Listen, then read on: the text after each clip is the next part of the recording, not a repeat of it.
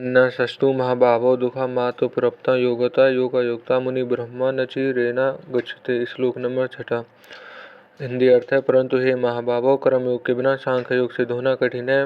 मननशील कर्मयोगी शीघ्र ही ब्रह्म को प्राप्त हो जाता है।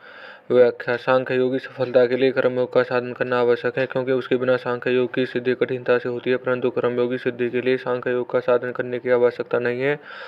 यही भाव यहाँ तू पद से प्रकट किया गया है। सांख्य योगी का लक्ष्य परमात्म का अनुभव करना होता है, परंतु राग रहते हुए भी साधन के द्वारा परमात्म के अनुभव की तो बात ही क्या, इस साधन का समझ में आना भी कठिन है। राग मिटाने का सुगम उपाय है कर्मयोग का अनुष्ठान करना। कर्मयोग में प्रत्येक क्रिया दूसरों के हित के लिए की जाती है। दूसरों का हित का भाव रखने से अपना राग स्वयं मिट जाता है, इसलिए कर्मयोग के आचरण द्वारा राग मिटाकर सांख्य योग का साधन करना सुगम पड़ता है। कर्मयोग को साधन के बिना सांख्य योग का सिद्ध होना कठिन है। अपने निष्काम भाव का और दूसरे हित का मनन करने वाला कर्मयोगी हम मुनि कहा गया है। कर्मयोगी छोटी या बड़ी प्रत्येक क्रिया को करते समय देखता रहे यह मेरा भाव निष्काम है या सकाम। सकाम भाव आते ही वह उसे मिटा देता है, क्योंकि सकाम भाव आते ही वह क्रिया अपनी और अपने लिए हो जाती है। दूसरों का हित कैसे हो, इस प्रकार मनन करने से राग का त्याग सुगमता से होता है।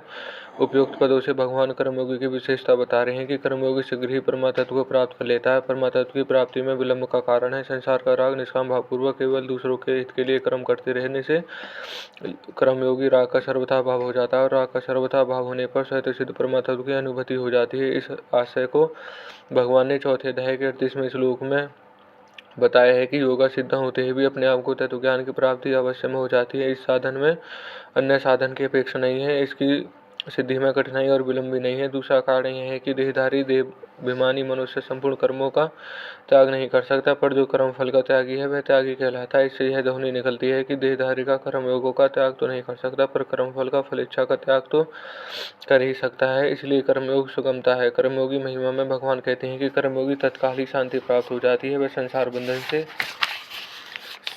सुखपूर्वक मुक्त हो जाता है। अतः कर्मयोग का साधन सुगम शीघ्र सिद्धिदायक और किसी अन्य साधक के बिना परमात्म का करने वाला चैतन्य साधन है।